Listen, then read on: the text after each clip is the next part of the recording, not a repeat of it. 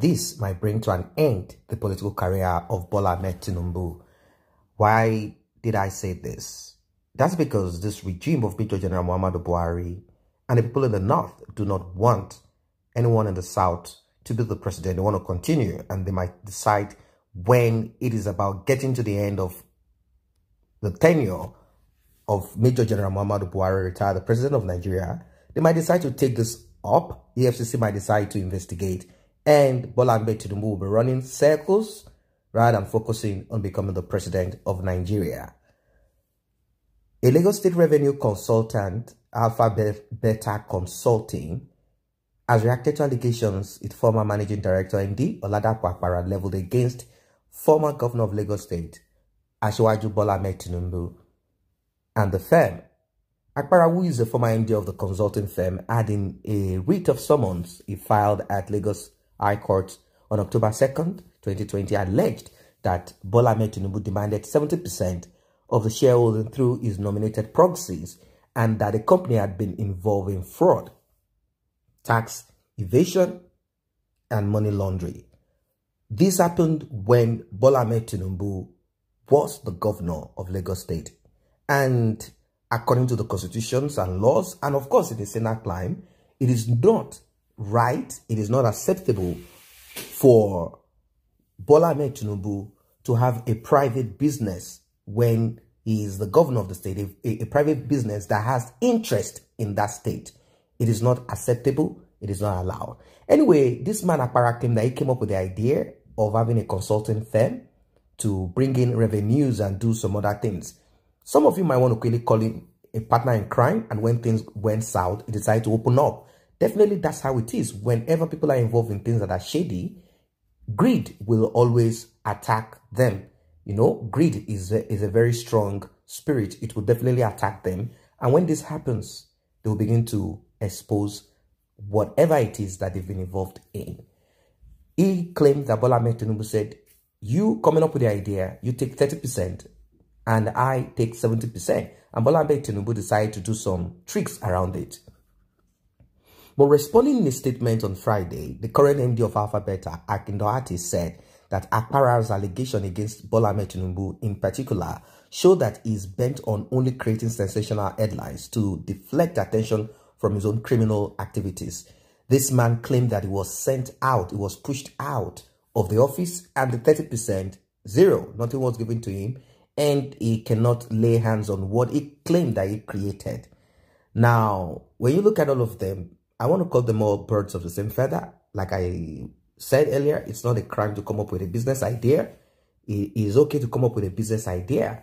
But if the people that are players in that country, in that state, if the politicians are the ones now involved in that business, in creating companies, then you know what it is. Everything will always be channeled to them, and that is what happened in this case.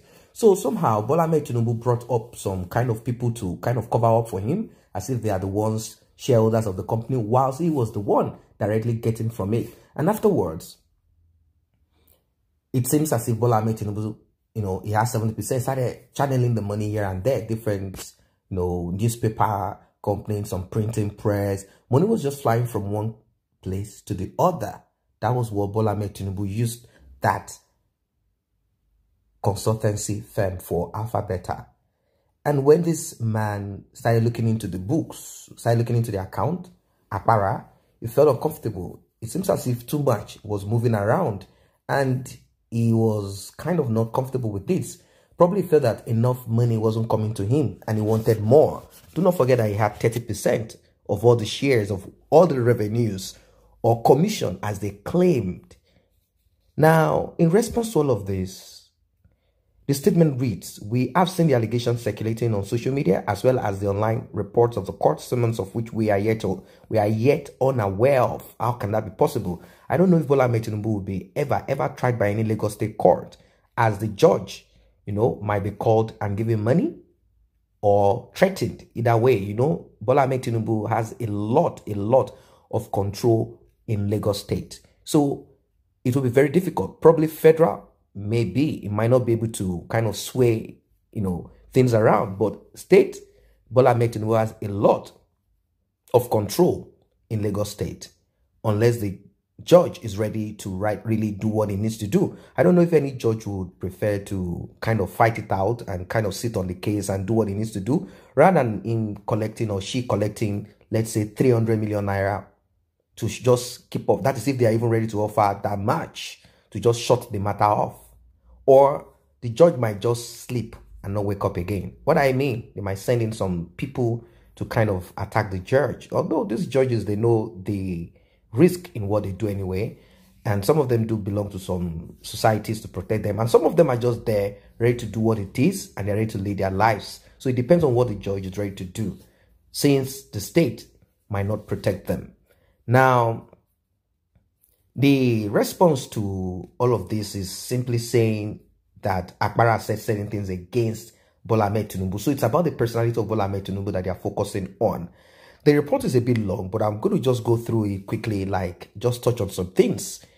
They said that the fact that Akpara began making these untrue allegations in the aftermath of his removal or ousting as managing director of Alpha Beta for fraud and unethical practices while he was MD. Akpara used his position to siphon huge sums of money from the company, including but not limited to fraudulently converting $5 million, money allegedly used to pay for cloud-based services that were eventually discovered to be worth less than $300,000. So 5 million is what he claimed he used. That's the allegation. So all of them know what they did.